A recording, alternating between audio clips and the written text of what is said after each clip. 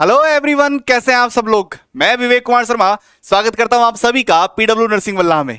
हम बात कर रहे हैं हमारे टॉपिक वार्ड मैनेजमेंट की, जहां हम लोगों ने पिछले वीडियो में आप लोगों ने देखा होगा, हमने बात की थी वार्ड क्या होता है। हमने बताया था कि वार्ड एक जो है वो सूट और ग्रुप ऑफ रूम्स है, रूम्स का ग्रुप होता है या एक ब्लॉक होता है हॉस्पिटल के अंदर, जो क्या करता है, जो कि केयर प्रोवाइड करता है किसको, पेशेंट को। हमने मैनेजमेंट का मतलब बताया था कि हम लोग वार्ड में क्या चीजें होती हैं। वार्ड के अंदर चार चीजें होती हैं।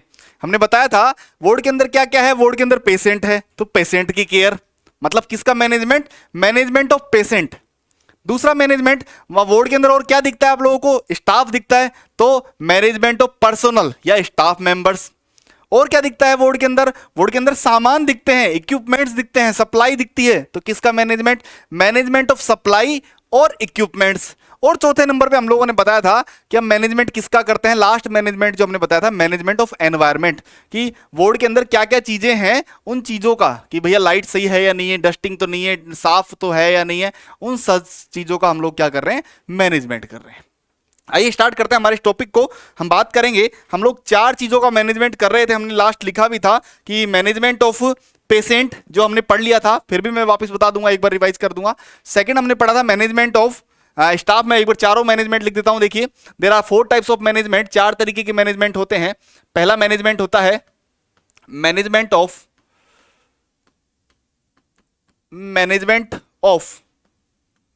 किसका management, management of patient, patient का मैनेजमेंट करते हैं हम लोग। दूसरा मैनेजमेंट ऑफ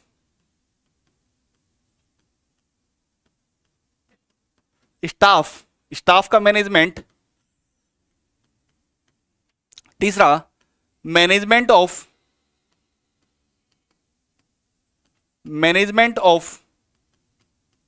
सप्लाई और इक्विपमेंट, जो भी सप्लाई है, जो भी सप्लाई है एंड इक्विपमेंट, जो भी सप्लाई और इक्विपमेंट है उनका मैनेजमेंट। और लास्ट में मैनेजमेंट किसका, फोर्थ नंबर पे मैनेजमेंट करते हैं हम लोग एनवायरमेंट का, क्लीननेस का, मैनेजमेंट ऑफ एनवायरमेंट और cleanness.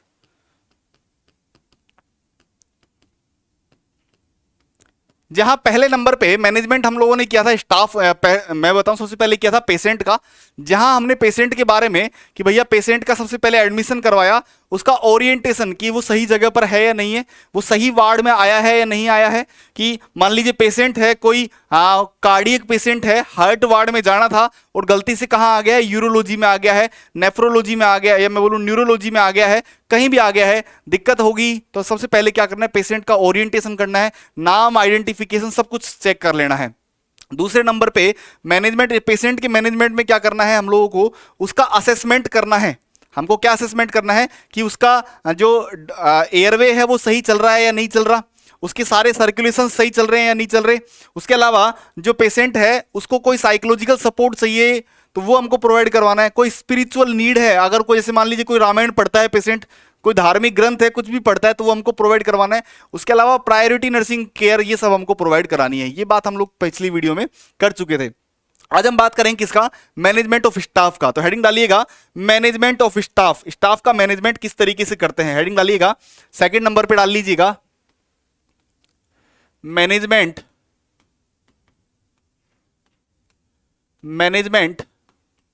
Of staff, management of staff, staff का मैनेजमेंट। अब देखो स्टाफ के मैनेजमेंट में क्या क्या करना है हम लोगों को। हम मैनेजमेंट कौन कर रहा है, ये नर्सिंग स्टाफ कर रहा है, ये मैं बोलूं कि नर्सिंग सुपरिटेंडेंट कर रहा है, जो भी वार्ड इंचार्ज है वो कर रहा है ये मैनेजमेंट।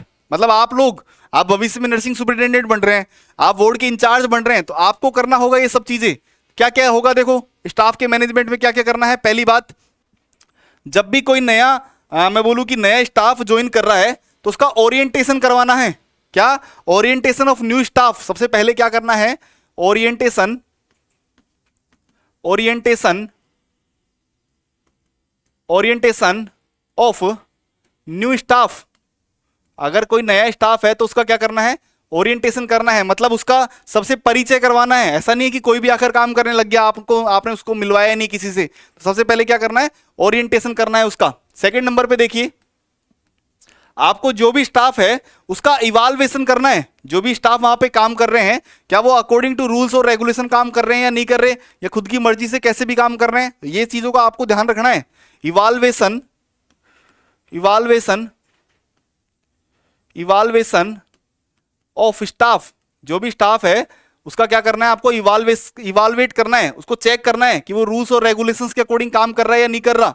उसके अलावा आपको स्टाफ के बीच में आईपीआर मेंटेन करना है। क्या आईपीआर बोले तो इंटरपर्सनल रिलेशनशिप मेंटेन करना है।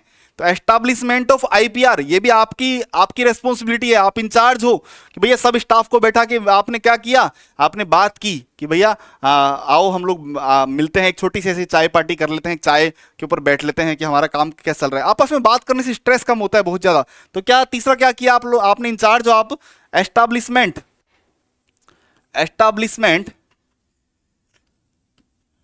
ऑफ आईपीआर, आपने लोगों जो स्टाफ है उनके बीच में आपस में आईपीआर मेंटेन किया। ऐसा नहीं कि कोई भी कहीं भी काम कर रहा है, एस्टैब्लिश किया आपने आईपीआर को। चौथा, आपने क्या किया, वार्ड की जो ड्यूटीज है, जो भी शिफ्ट है उनका शेड्यूल से बनाया आप लोगों ने। क्या जो आप इंचार्ज हो तो आपने क्या बनाया, प्रिपेयर प्लान फॉर ड्यूटीज, जो भी ड्यूटीज होगी नेक्स्ट वीक के लिए उसका आपने क्या किया, प्रिपेयर किया। आप मैनेजमेंट कर रहे हो, अरे भाई मैनेजमेंट आप जब सोचो, आप खुद नर्सिंग सुपरिटेंडेंट हो, नर्सिंग इंचार्ज हो वार्ड के, तो ये सब काम आपके तो रहेंगे, या खुद ही कर लेगा स्टाफ की नहीं सब लोग मर्जी से। कोई एक स्टाफ जो है वो सुबह उठ के काम कर रहा है कि हाँ मैं मॉर्निंग ड्यूटी कर रहा हूँ, दूसरा स्टाफ इवनिंग ड्यूटी कर रहा है, तीसरा स्टाफ नाइट ड्यूटी कर रहा है। मर्जी आई तो किसी ने नाइट ड्यूटी की नहीं। तो भैया आप प्लान अगर करके करोगे तो मैं बोलूँ कि एक बहुत स्लो तरीके से काम आसानी से हो जाएगा। चौथा, स्टाफ के लिए कॉन्फ्रेंसेज आपको ऑर्गेनाइज करनी है। कॉन्फ्रेंसेज क्या होता है कि जहां मैं बोलूं कि पूरा स्टाफ बैठा हुआ है और कुछ नए लोग, नए वक्ता लोग जो हैं वो आए और उन्होंने बातें बताई कि भैया देखो हमारे फील्ड में ये नई चीजें हो रही है, क्योंकि अपडेट होना बहुत जरूरी है। मान लीजिए स्टाफ वही पुरानी चीजों की, वही पुरानी टेक्निक से काम करता जा रहा है और उसको कुछ नई चीजों के बारे में पता ही नहीं है, तो आपको ये चीजें कब बतानी है, उसको सेमिनार करवाओगे आप लोग, आप इंचार्ज हो, आपको क्या करवाना है, कंडक्ट सेमिनार या organise seminar for staff members. Organise seminar या कॉन्फ्रेंसेज फॉर स्टाफ के लिए आपको सेमिनार और कॉन्फ्रेंस जो है वो ऑर्गेनाइज करनी है। ऐसा नहीं कि मनमर्जी से कुछ भी चल रहा है। अच्छा, उसके अलावा स्टाफ के लिए डेवलपमेंटल प्रोग्राम चलाने आप लोगों को, ताकि वो नई नई चीजों को सीख सके। तो क्या स्टाफ डेवलपमेंट प्रोग्राम आपको ऑर्गेनाइज करने हैं। ऑर्गेनाइज स्टाफ डेवलपमेंट प्रोग्राम, आपने स्टाफ के लिए डेवलपमेंट प्रोग्राम स्टार्ट करने हैं। उसके अलावा स्टाफ की हेल्थ, उसकी सेफ्टी, उसके वेलफेयर का भी आपको ध्यान रखना है। तो क्या करना है, प्रिपेयर फॉर या प्लान प्रिपेयर अकॉर्डिंग टू, या प्रिपेयर प्लान किसके लिए प्लान करना है, फॉर हेल्थ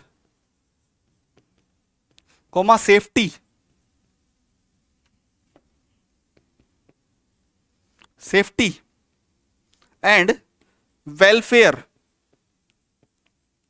ऑफ स्टाफ की हेल्थ, उसकी सेफ्टी, उसके वेलफेयर के लिए आपको क्या करना है, प्लान प्रिपेयर करना है। तो आप ये सब काम किसके लिए करेंगे, मैनेजमेंट किसके लिए करेंगे, ये सब चीजों का मैनेजमेंट करेंगे आप स्टाफ के लिए। सबसे लिए पहले मैनेजमेंट किसके लिए किया था हम लोगों ने, पेशेंट के लिए, जहां हम लोगों ने उसका एडमिशन करवाया, उसका ओरिएंटेशन करवाया, उसकी असेसमेंट करी, उसकी जो जनरल नीड्स थी उसका असेसमेंट किया, क्या उसकी नर्सिंग प्रोग्रेस है वो चार्ट हम लोगों ने बनाया, नर्सिंग केयर प्लान को फॉलो किया हम लोगों ने, जो इमरजेंसी मेडिसिन थी वो दी हम लोगों ने, पेशेंट को हम लोगों ने क्लाइंट टीचिंग करवाया। ये सब चीजें किसमें की हमने, पेशेंट मैनेजमेंट में।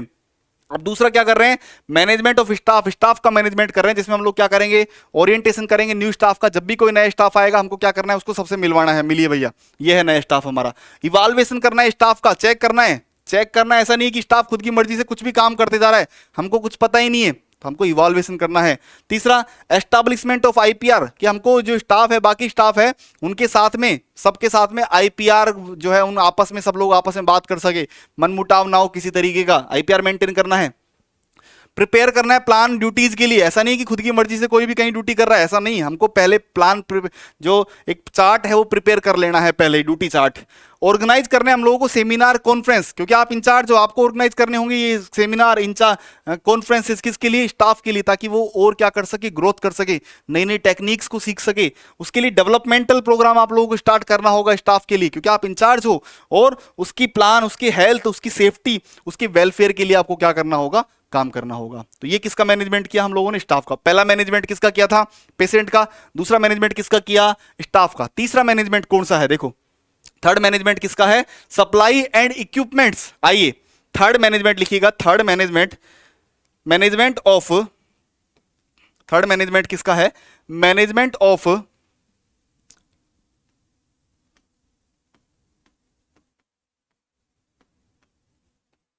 Management of supply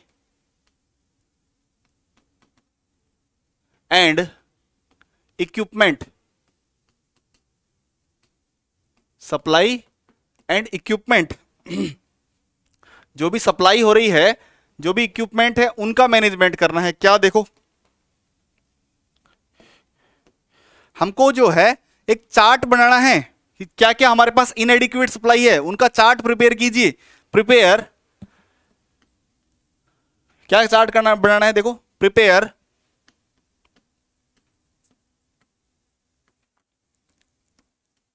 chart for इनएडिक्वेट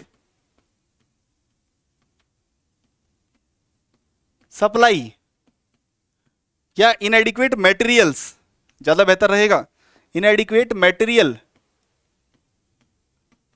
कि जो भी सामान हमारे पास कम है उसका हमको एक चार्ट बना लेना है। कि भैया जैसे मान लीजिए हमारे वार्ड में आरएल कम है, हमारे वार्ड में जो है टर्माडोल के इंजेक्शन नहीं है, हमारे वार्ड में मेडिसिन नहीं है, हमारे वार्ड में ड्रेसिंग नहीं है, तो हम लोगों को एक चार्ट बना लेना है। और ये चार्ट जो है वो पहले ही बन जाना चाहिए, ये कागज पे आप लोग पहले ही लिख लेंगे। ऐसा नहीं है कि साहब आपने जब हमारे बिल्कुल खत्म हो गया तब आपने मंगाया, ऐसा नहीं है, आपको ये चीजें पहले से ही तैयार करके रखनी है। जब मान लीजिए आपके वार्ड में 100 आरएल है और उसमें से 70 खत्म हो चुके हैं, अगर 70 यूज आ चुके हैं, तो आपको जब ही सप्लाई के लिए, ताकि भैया हमारे खत्म होने वाले हैं, ले आओ बाबा आरएल, तो आपको पहले ही बोल देना है। ये नहीं कि लास्ट टाइम पे आप कॉल करके बोल रहे हो कि अरे जल्दी से आरएल लेके आना, कोई नहीं देगा, कोई सप्लाई नहीं होगी, है ना। तो आपको पहले ही चार्ट तैयार कर लेना है, किसके लिए, इनएडिक्वेट मटेरियल्स के लिए। दूसरा, हमको चेक करना है कि जो इक्विपमेंट हमारे वार्ड में लगे हुए हैं वो काम कर रहे हैं या नहीं कर रहे, वर्किंग में है या नहीं है, चेक। दूसरा, चेक इक्विपमेंट्स,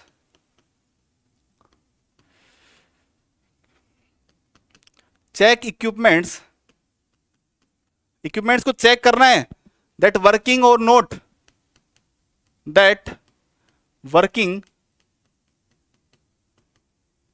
और नोट, कि हमको इक्विपमेंट्स को चेक करना है कि ये काम कर रहे हैं या नहीं कर रहे, कहीं खराब तो नहीं हो गए, तो हमको ये चेक कर लेना है पहले ही, ठीक है। इक्विपमेंट्स को क्या करना है, चेक कर लेना है, किसके लिए, कि वो काम कर रहे हैं या नहीं कर रहे।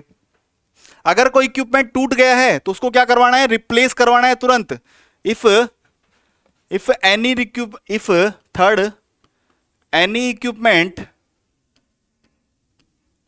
If any equipment is broken, टूट गया है कोई भी इक्विपमेंट, अगर टूट गया है तो क्या करना है, उसको तुरंत रिप्लेस करवाना है।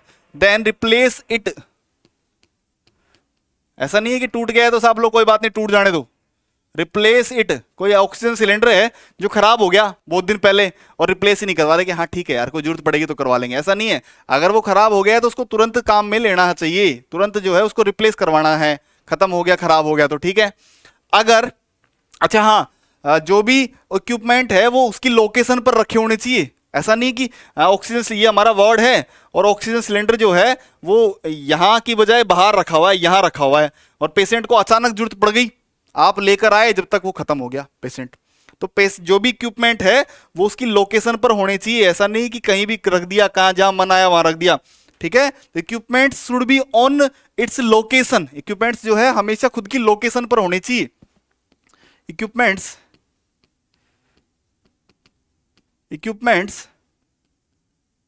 should present on its location, equipments को खुद की लोकेशन पर होना है, ऐसा नहीं कि कहीं भी रख दिया, जहां मन हुआ वहीं रख दिया। लास्ट पेशेंट जो है वो स्ट्रेचर लेके गया था और वो वहीं छोड़ गया, इस वार्ड का स्ट्रेचर था, इस वार्ड की व्हील चेयर थी और कहीं भी घूम रही है वो, है ना। तो ऐसा नहीं होना चाहिए, वो उसको खुद की जगह पर होना चाहिए, ठीक है। नेक्स्ट देखो, मैं बोलूं कि जिन सामान की ज्यादा जरूरत है उनको पहले ऑर्डर करना है। क्या बोला हम लोगों ने? Order according to need, order according to need. भैया जिन सामान की ज्यादा जल्दी आवश्यकता है उनको पहले मंगाना है। जैसे मान लीजिए हमें वार्ड में 5 चीजों की आवश्यकता है, क्या क्या? ऑक्सीजन सिलेंडर की आवश्यकता है, हमको वार्ड में जो है वो डिक्लोफेनिक इंजेक्शन की आवश्यकता है, डिक्लोफेनिक इंजेक्शन की आवश्यकता है, हमें वार्ड में मेडिसिन की आवश्यकता है, हमें वार्ड में आईवी फ्लूइड्स की आवश्यकता है, और हमें वार्ड में टिश्यू पेपर की आवश्यकता है। तो अब हमको सबसे पहले किसको मंगाना चाहिए बताओ जरा? हमको सबसे पहले उस चीज को मंगाना है जिसकी सबसे ज्यादा आवश्यकता है। जैसे ऑक्सीजन सिलेंडर की सबसे ज्यादा आवश्यकता है तो सबसे पहले ऑक्सीजन सिलेंडर मंगाना चाहिए, लेकिन हम लोग क्या मंगा रहे हैं? हम लोग सबसे पहले टिश्यू पेपर मंगा रहे हैं। तो ये हमारी मूर्खता है, ये हमारी मूर्खता है। हमको सबसे पहले क्या मंगाना है? ऑर्डर अकॉर्डिंग टू नीड, जिसकी सबसे पहले आवश्यकता है उसको सबसे पहले ऑर्डर करना है। ऐसा नहीं है कि आपने जो है भैया कि सबसे पहले टिश्यू पेपर देके जाओ, इसकी गंदगी ज्यादा हो रही है, नहीं। सबसे पहले जो नीड है उनको हमको ऑर्डर करना है अकॉर्डिंग टू नीड, ऐसा नहीं है कि कुछ भी मंगा लिया, ठीक है। अच्छा, हमको स्टोर करने के लिए नहीं मंगाना, क्या आप सब लो अगले 5 साल तक के लिए स्टोर करने के लिए आईवी मंगा लिया, है ना। स्टोर करने के लिए नहीं मंगाना, जितना जरूरत है उतना ही हमको मंगाना है। Need according, order according to need, need के अनुसार मंगाना है। जो फर्स्ट पहले चाहिए उसको पहले मंगाना है, ठीक है। उसके अलावा नेक्स्ट, जो भी इक्विपमेंट है उसकी एक्सपायरी डेट, अगर जैसे कोई मेडिसिन है जो भी है उसका आपको क्या जो है वो आपको ध्यान रखना है, आपके इन हैंड होनी चाहिए कि हाँ भैया ये चीज ऐसी है। तो keep knowledge about, keep knowledge about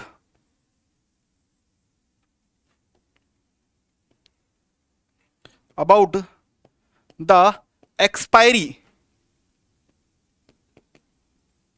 date of equipment, जो भी इक्विपमेंट है उसकी एक्सपायरी डेट का आपको पता होना चाहिए। ऐसा नहीं है कि सब दवाई डिक्लोफेनिक इंजेक्शन था या जो भी इक्विपमेंट था वो खराब हो गए, उसको 3 साल हो गए, अभी भी आप यूज कर रहे हो, है ना।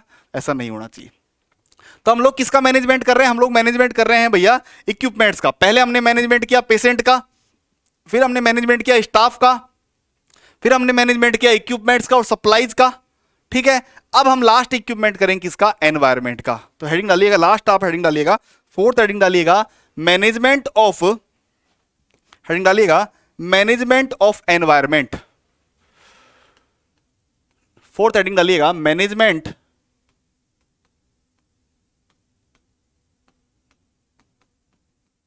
Of environment.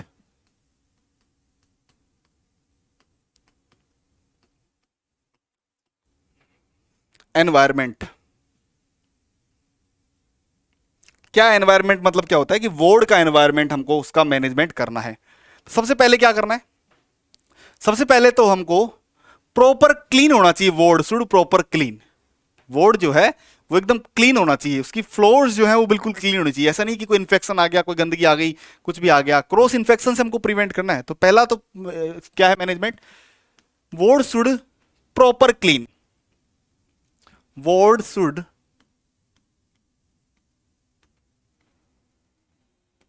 B proper clean.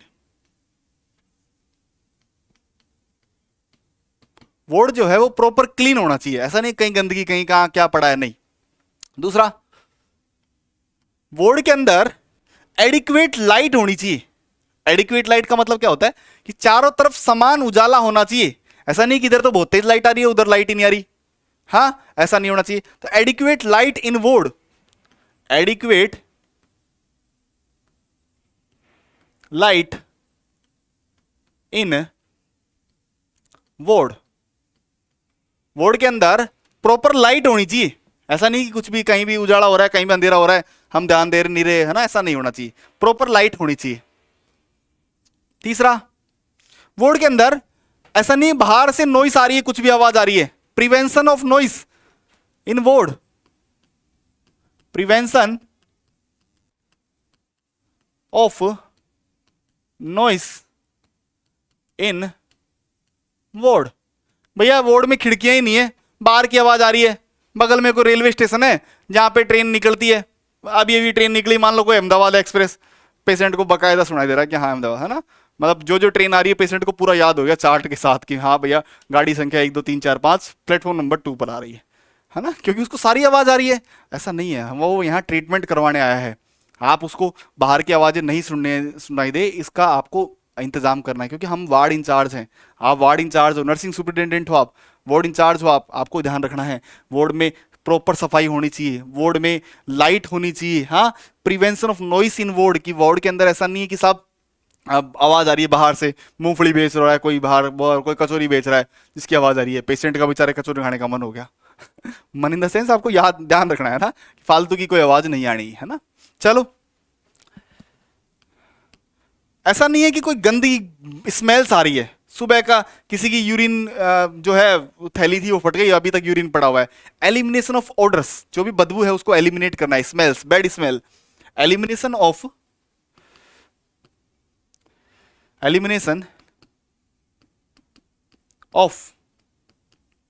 Bad orders, bad smell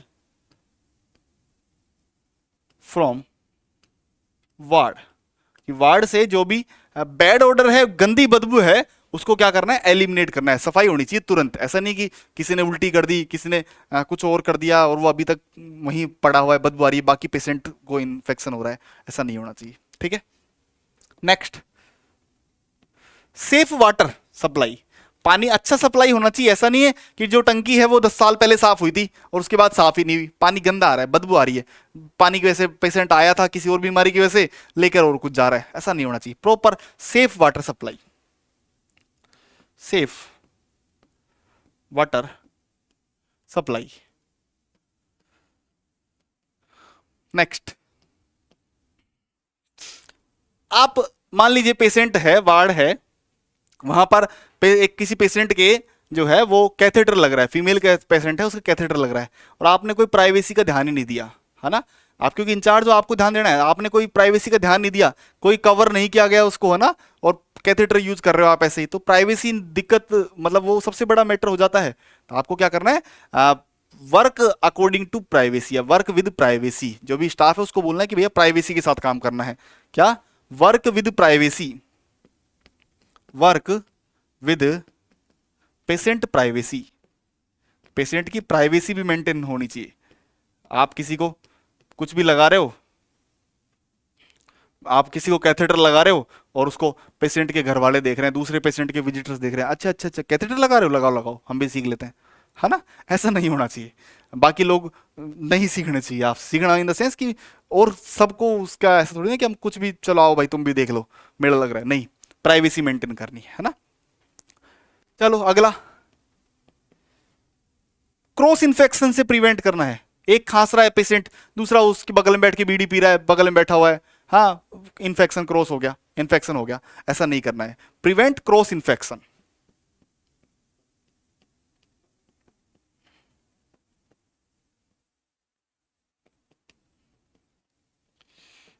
cross infection को क्या करना है, प्रिवेंट करना है। हॉस्पिटल एक्वायर्ड इन्फेक्शन को क्या कहते हैं, जल्दी से कमेंट बॉक्स में बताइएगा। एक हॉस्पिटल एक्वायर्ड इन्फेक्शन इसे क्या कहा जाता है, कमेंट बॉक्स में जरूर बताइएगा। सवाल है आपका आज का, क्योंकि जब क्रॉस इन्फेक्शन की बात आई कि हॉस्पिटल से जो इन्फेक्शन होता है उसे क्या कहते हैं, जल्दी से बताइएगा, देखते हैं आपकी नॉलेज कितनी है। Hospital acquired infection is known as, देखूंगा मैं, चेक करते हैं, ठीक है। चलिए नेक्स्ट, अगला सवाल, अगला पॉइंट, कंट्रोल ऑन विजिटर्स। कि भैया ऐसा थोड़ी ना कि पेशेंट कभी भी कब आ रहे हैं, कब कोई विजिटर जो है, एक पेशेंट है और उसके 30 लोग जो हैं बगल में बैठे हुए हैं, चटाई बिछा ली, बढ़िया मूंगफली खा रहे हैं, कचौरी खा रहे हैं और आराम से खुद का जमावड़ा बिछा रखा है, पेशेंट आराम से बेड पे लेटा हुआ है और बाकी सब अगल बगल में लेटे हुए हैं, बातें कर रहे हैं, जोर जोर से हंस रहे हैं और बाकी पेशेंटों को क्या हो रहा है, दिक्कत हो रही है। तो ऐसा नहीं करना है। आप वार्ड इंचार्ज हो, आपको रोकना है कि भैया इतने सारे नहीं अलाउ है, एक आ जाओ, कोई भी मिल जाओ, चले जाओ। ऐसा नहीं कि सारे दिन यहाँ बैठ गए आप लोग। Control on visitors,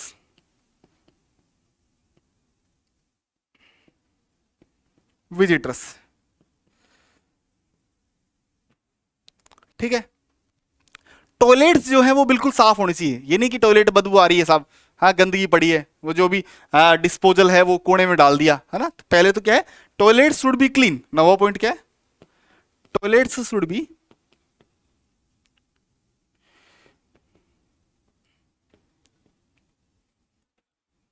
clean. Toilet जो है वो बिल्कुल क्लीन होने चाहिए।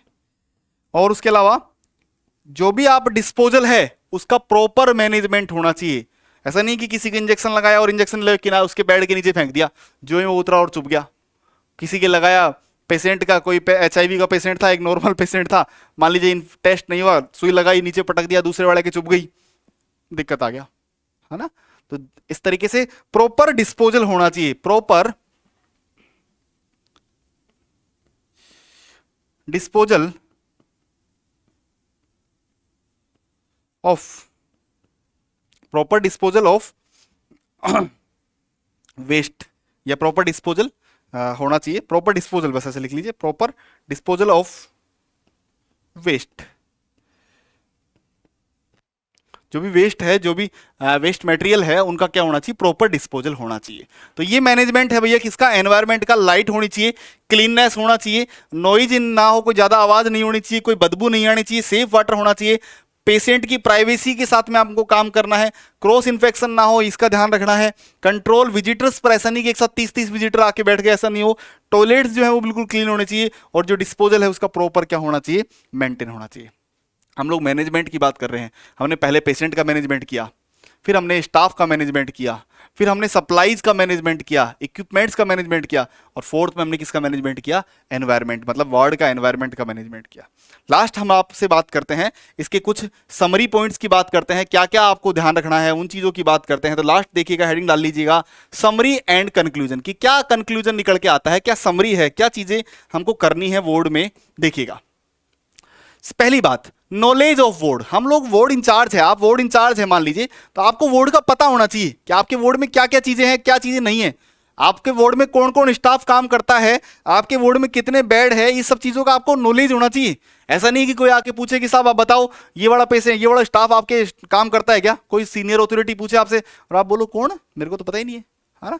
ऐसा नहीं होना चाहिए। आपको उस वार्ड की कंप्लीट नॉलेज होनी चाहिए, किधर वॉशरूम है, क्या चीजें हैं, कौन सी फाइल रखते हैं, कहाँ फाइल रखते हैं, सब कुछ आपके पास में होना चाहिए। नॉलेज ऑफ द वार्ड, आपको वार्ड की पूरी नॉलेज होनी चाहिए, ठीक है। Planning the schedule of the ward, ward के जो है वो अकॉर्डिंग टू शेड्यूल होना चाहिए, प्लान जो है पूरा शेड्यूल होना चाहिए। भाई किसकी ड्यूटी लगेगी मॉर्निंग में, किसकी इवनिंग ड्यूटी लगेगी, किसकी नाइट ड्यूटी लगेगी, अगले दिन किसकी लगेगी, किसका ऑफ रहेगा, कौन रेस्ट पे रहेगा, ये सब पहले ही प्लान कर लेना है। ऐसा नहीं कि सुबह उठ के फोन लगा रहे हैं एक को, हाँ भैया तेरी मॉर्निंग ड्यूटी है, वो खुद ही नहीं उठ रहा, 10 बजे उठा, ड्यूटी खत्म हो गई 2 घंटे की, तो 8 बजे शुरू हुई थी। हाँ, दूसरे को फोन कर रहे हैं, हाँ भाई तेरी इवनिंग ड्यूटी है, वो तो घूमने चला गया। तो ये प्लान पहले ही बताने, हमको पहले से प्लान बता देना है। Planning schedule of the ward की, वार्ड की जो प्लानिंग है वो पहले ही होनी चाहिए, ठीक है। Next, starting the work on time, आपको वार्ड का जो वर्क है वो टाइम पर होना चाहिए। ऐसा नहीं कि पेशेंट सुबह 8 बजे आ गया और काम अब उसको नहीं, इलाज ही शुरू नहीं हुआ अभी तक, कि शाम को करेंगे, छोड़ यार, अरे आज ही तो आया, लेट जा यार, कल से स्टार्ट करेंगे। ऐसा नहीं, उसको इलाज करवाना है, उसकी केयर करनी है, तो केयर ऑन टाइम, टाइम पर केयर करनी है। ऐसा नहीं कि साहब आप तो आपकी मर्जी के अनुसार चल रहे हो, मर्जी के मालिक हो कि नहीं मैं नहीं कर रहा, कल करूंगा मैं, है ना, ऐसा नहीं होना चाहिए। प्रिवेंटिंग इंटरप्शंस, आप कोई काम कर रहे हो, हम मान लीजिए किसी पेशेंट के जो है कैथेटर लगा रहे हैं और बगल वाला आके देख रहा है, अच्छा कैथेटर लग रहा है, हाँ लगाओ लगाओ मैं भी देखता हूँ, है ना। किसी की इंजेक्शन लग रहा है और सब देख रहे हैं, ऐसा नहीं होना चाहिए। इंटरप्शंस आपको प्रिवेंट करने हैं, ऐसा नहीं है कि कोई भी कहीं भी आकर कुछ भी देख रहा है, ऐसा नहीं होना चाहिए। एस्टेब्लिशमेंट वार्ड रूटीन्स आपको फिक्स करना है कि भैया आपकी रूटीन्स क्या क्या है, कि कब टॉयलेट साफ होएगा, हाँ तो स्वीपर्स को कब आना है, हाँ जो भी अदर क्लीनर्स है उनको कब आना है, उसके अलावा जो भी और स्टाफ है उनका रूटीन कब होगा है, उनका क्या क्या राउंड है, डॉक्टर राउंड कब होता है, सफाई कब होनी चाहिए, ये सब रूटीन आपको पहले ही फिक्स कर देने हैं। कि पेशेंट को कब मेडिसिन लगेगी, पेशेंट को भोजन या जो भी ट्यूब जो भी फीडिंग होती है वो कब होगा, तो सबका फिजियोथेरेपिस्ट कब आएंगे, सबका रूटीन फिक्स होना चाहिए। आप इंचार्ज हो, आपको पता होना चाहिए ये बात। Use of democratic method in establishing ward policy. मान लीजिए वार्ड में कुछ नई चीज आपको अप्लाई करनी है, मान लीजिए वार्ड के अंदर 10 बेड आपको अप्लाई करने हैं, तो आपको पहले राय लेनी है। राय किसकी लोगे बताओ जरा, पेशेंट की है, स्टाफ की? अरे पेशेंट की राय नहीं लेनी है, स्टाफ की राय लेनी है, आपके जो कुलिक्स हैं उनकी राय लेनी है कि भैया हम देखो नए 10 बेड हम लोग जो है इसमें इंप्लांट करने वाले हैं, तो आप अपनी राय दीजिए। तो वो लोग बताएंगे कि सर 10 तो ज्यादा हो जाएंगे, 5 लगा लो, 2 लगा लो, जो भी है उनकी राय माननी है। ऐसा नहीं कि वार्ड के बीच में बैठ के पेशेंट से राय ले रहे हैं, बाबूजी आप बताओ 10 बेड लगा देंगे हम लोग, ऐसा नहीं करना है हमको। डेमोक्रेटिक मेथड मतलब सबकी लोकतंत्र, जो लोकतंत्र ऐसा नहीं जनता के बीच में जाके हम पूछ रहे हैं बताओ भैया हम बेड लगा ले क्या, नहीं, हमारा जो स्टाफ है उनसे हमको सलाह मशवरा करना है। ओरिएंटेशन ऑफ न्यू पर्सनल, मैंने बता दिया कि जब भी कोई नया स्टाफ आ रहा है उसको क्या करना है, हमको ओरिएंटेशन करना है, उसके बारे में लोगों को बताना है कि ये हमारे नए नर्सिंग ऑफिसर है, आपकी जैसी ज्वाइनिंग होगी आपको सबसे पहले क्या होगा, ओरिएंटेशन होगा, आपको मिलाया जाएगा बाकी स्टाफ के साथ। ओरिएंटेशन ऑफ हॉस्पिटल के बारे में बताना है आपको। उसके अलावा मेंटेनेंस ऑफ सुटेबल एनवायरनमेंट, अभी जो चीजें बताई सब कुछ आपको ध्यान रखनी है, ठीक है। एनवायरनमेंट मतलब उसको किस तरीके से साफ सफाई रखनी है।